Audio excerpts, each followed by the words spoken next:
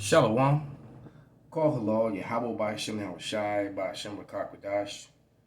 Double honors unto the apostles, double honors unto the elder bishops. Salutations to all my fellow laborers doing this work in truth and sincerity, risking their lives and their freedom to do so now more so than ever. To the scattered elect that are scattered around the four corners of the earth, that be like unto the speckled bird, the Israelite foreigners. And to the Akwaf that are listening and learning, to you I say Shalom. This is your brother Malcolm from the branch of the Great Millstone here in Chicago, coming at you with another lesson in truth. I don't know why this app is acting up, man. When the baby's asleep. Trying to there we go. Salakia, I was gonna do a response. This is gonna be a quick lesson.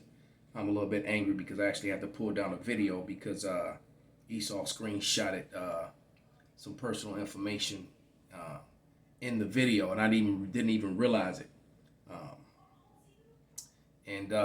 I was looking at the video and looked up at it, and I was like, damn. So I had to pull down a video of I think it's about to go. I forget the name of it, but it was a video I did yesterday, and I had to pull it down. So anyone who's looking for that video, Salakia, it's because right there in the yeah, you know, I'm raising my phone up now to share to share the videos from it.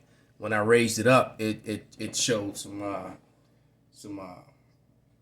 family members, some seeds. My son's daughters, beautiful as they are, I didn't want their faces plastered all over the video. I was really kind of pissed and offended when I saw that. But I want to go in on. Let me find this sister. First, let me read this scripture. Let's go here first. I'm going to go to Psalms 85 and 11, because there's this sister named this Gadite sister named Jessica Love. I call her Silver Fox because she's quite attractive. She really is, but she she's not very wise. That's for sure. I used to work with this chick. Used to always say, "Good thing she's pretty." That meant, you know, you're getting away with not being so smart because of your looks. But damn it, why is this thing acting like that? 85 and 11. There we go. And it reads, "Truth shall spring out of the earth, and righteousness shall look down from heaven." All right. So what I'm looking at right now is video number 2. You see Glenn Beck's face, and then and the video that I was looking for with him going into this history, for some reason it won't pull up on YouTube, even though I know it's on there. But it says forensic geologist Scott Walter investigates artifacts. All right, featured ancient Hebrew writing. Could they be tied to the lost tribes of Israel? And of course they are. It says the Beck stones, the lost tribe of Israel, lost tribes of Israel. Beck stones. All right. So there's no, you know, what Esau does is anytime any evidence that proves him to be lies, he likes to try and discredit it some way or somehow. Because I'm going to play a video where Glenn Beck goes into the evidence and how the evidence speaks volumes over what the text says. And that's just like in Snowden's book, Blacks in Greek history, you know, the black presence in Greek history, or however it's written. But there's a portion in his book where he pretty much says the same thing. The relics tell a different story from the written text, because the written text will often lie, but the actual relics tell a different story. So it's just like what you're looking at the screen is ancient Phoenician Hebrew, and it's upside down, and they did that on purpose. When you flip it back up, you can see it plain as day. All right. So that's exactly what it is. And that was the language being written and used by the Native Americans prior to Christopher Columbus showing up. All right. And the Beck stones are actually in Los Lunas, New Mexico. So you have these natives and all, and you know, we've been telling you that, hey, look, the 12 tribes of Israel make up the Negroes, Latinos, and Native Americans. And then, of course, are scattered among the heathen. All right. You're going to have some of our people that even look like Glenn Beck himself. All right, that's a fact. But let me go to my profile. There we go. Let me find this user. And her video is gone, but let's get an image of her first.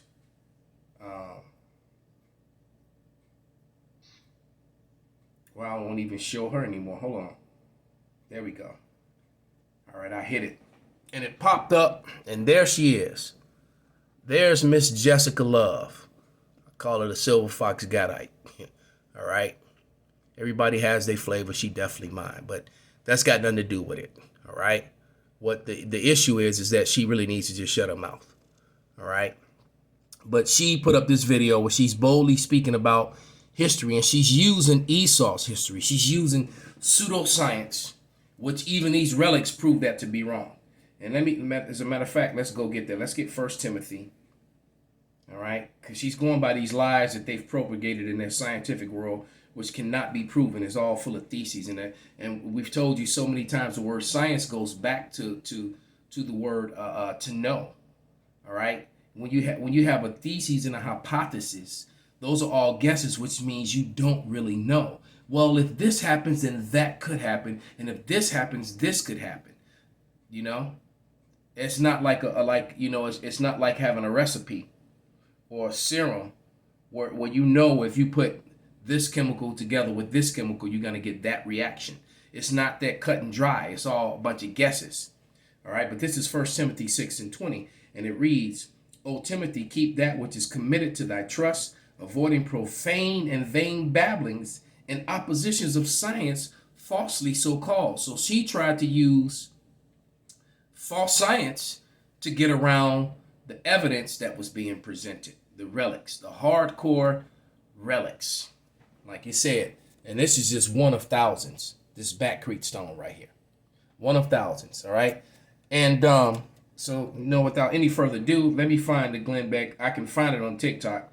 It won't pop up for me on YouTube. All right, but I definitely find it on here and find a video where he goes into it. That I can do because I have it. Because I was searching for her video and couldn't find it, and I knew I had saved it. And it turns out what probably happened is that I left a comment, and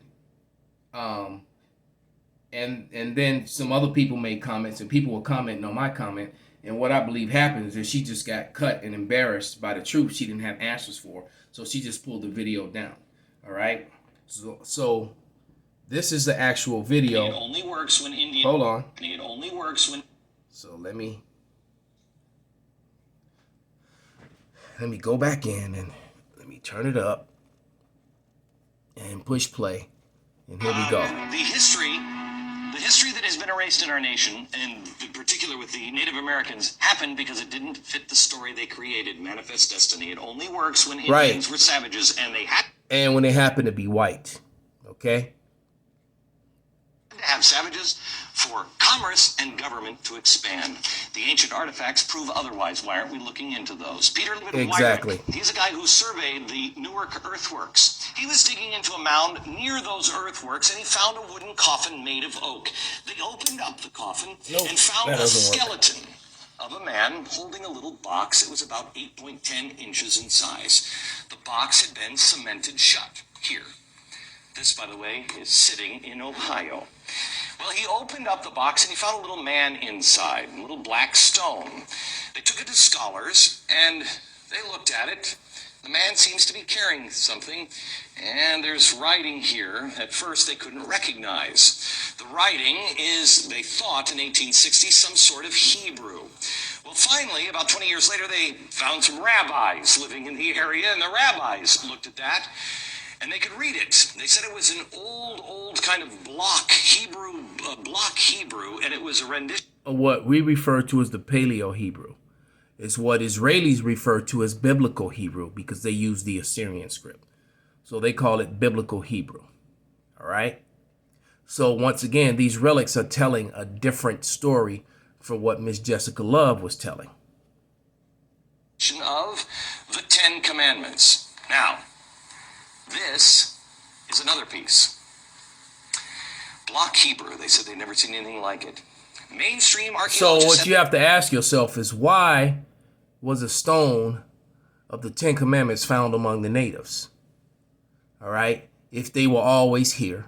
So, and I've even heard, people say that the Hebrews came over here, gave them that, and then left. Where's the history in the Bible of that? Where's the evidence of that?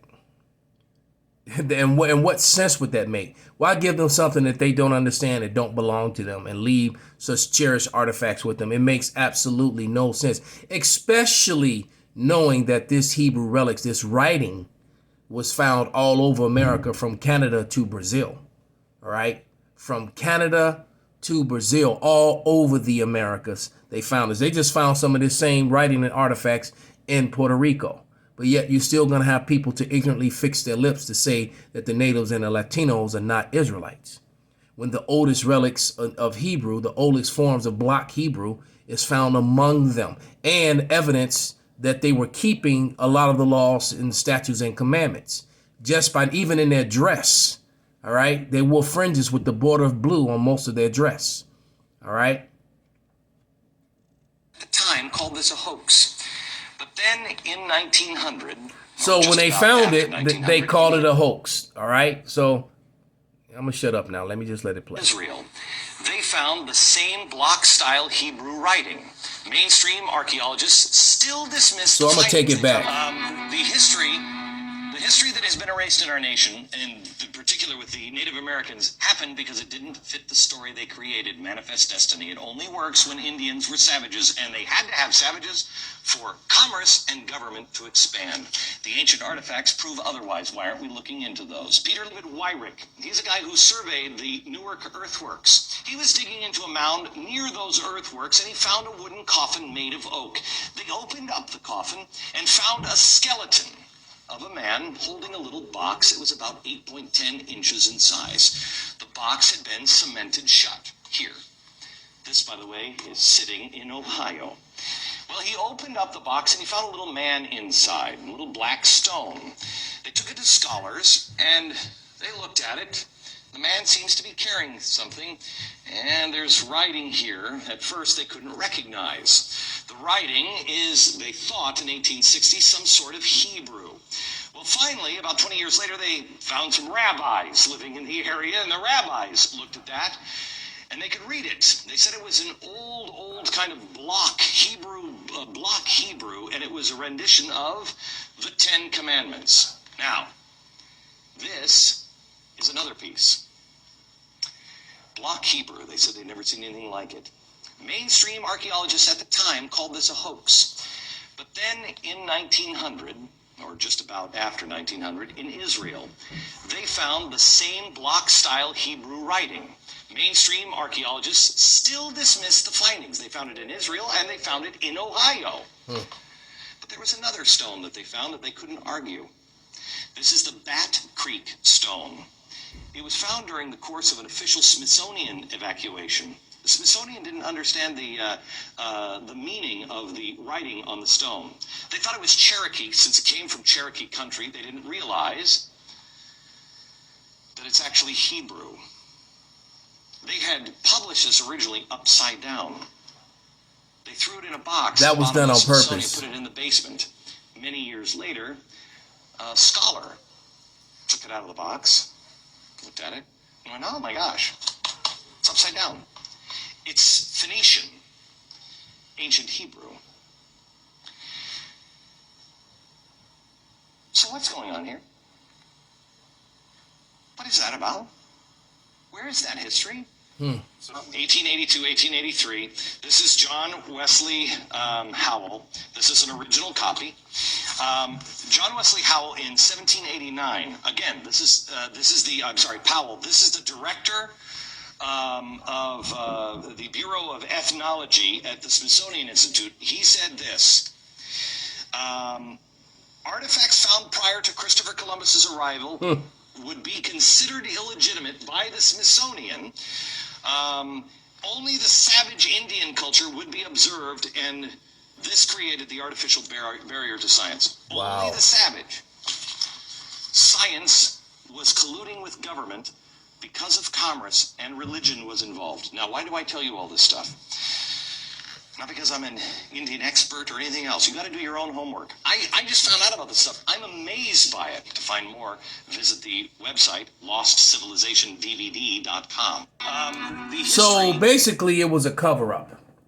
And when evidence proved that the narrative which had been established that the Jewish people, for example, the Israelis that are in Israel now, are not the Hebrews of the Bible, all right?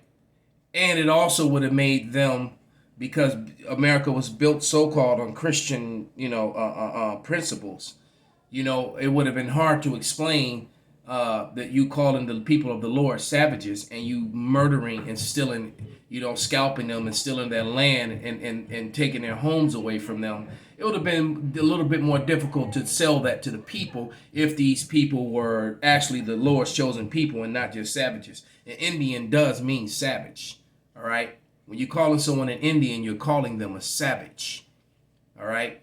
So it shouldn't be a proud thing to be referred to yourself as Indian. Even if you're an East Indian, you're just an East savage. All right. So basically, Esau Edom is just, it's being found to simply be a liar. All right. Which is, matter of fact, let me grab that and close this out. This is Deuteronomy 33 and 29. Yeah.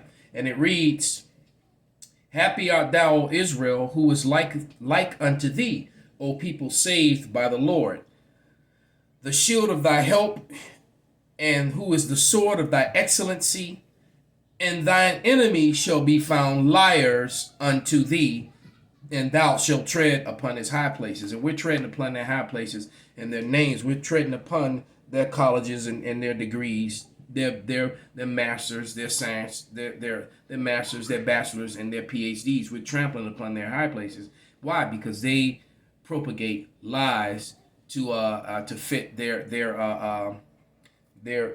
fragility, their so-called self-proclaimed white fragility. So with that, all praises, glory, and honor be unto Yahweh by Hashem Shai by Hashem Rakak Wadash Wa Abba Baba, and hopefully this has been another satisfying racial moment. Shalom.